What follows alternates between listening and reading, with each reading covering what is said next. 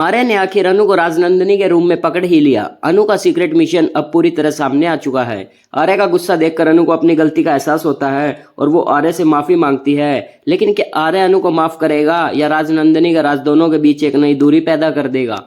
जी हाँ, सब कुछ बताएंगे आपको आज की इस रिपोर्ट में। अगर आप चैनल पर नए हैं तो चैनल को सब्सक्राइब जरूर कर लें। राजनंदिनी के रूम में अनु अभी भी खड़ी होती है। उसके हाथ में तुम से तुम तक की किताब होती है। तभी आर्य दरवाजा खोलकर अंदर आता है। अनु एकदम घबरा जाती है। आर्य की नजर सीधा अनु के हाथ में रखी किताब पर पड़ती है। अनु, तुम यहाँ क्या कर रही हो? अनु के पास कोई जवाब नहीं होता। वो बस चुपचाप आर्य की तरफ देखती रहती है।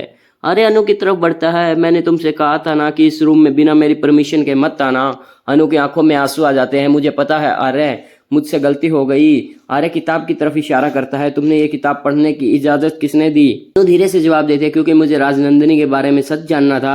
अनु आर्य के सामने हाथ जोड़ देती है। प्लीज आर्य, मुझे माफ कर दो। मेरा मकसद तुम्हारा भरोसा तोड़ना नहीं था। मैं बस ये समझना चाहती थी कि राजनंदिनी बार बार मेरे सपने में क्यों आती है।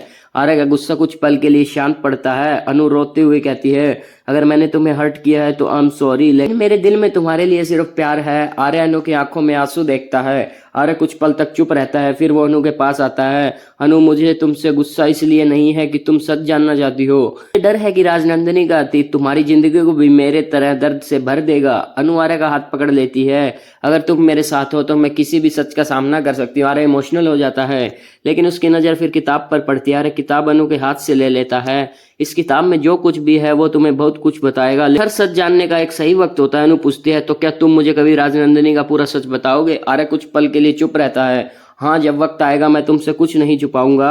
आर्य की बात पर भरोसा करने की कोशिश होती है, लेकिन उसके मन में सवाल अभी भी जिंदा है। आर्य किताब लेकर रूम से बाहर जाने लगता है। तभी अनु की नजर जमीन पर पड़े एक छोटे से कागज पर पड़ती है। वो चुपके से कागज उठा लेती है। उस पर राजनंदिनी की हैंडराइटिंग में लिखी होती है, आर्य से कह, सच को हमेशा के लिए छुपाया नहीं जा सकता। अनु का चेहरा शोक से भर जाता है। वो कागज अपने पास छुपा लेती है। आर्य पलट कर पूछता, अनु तुम आ रही हो?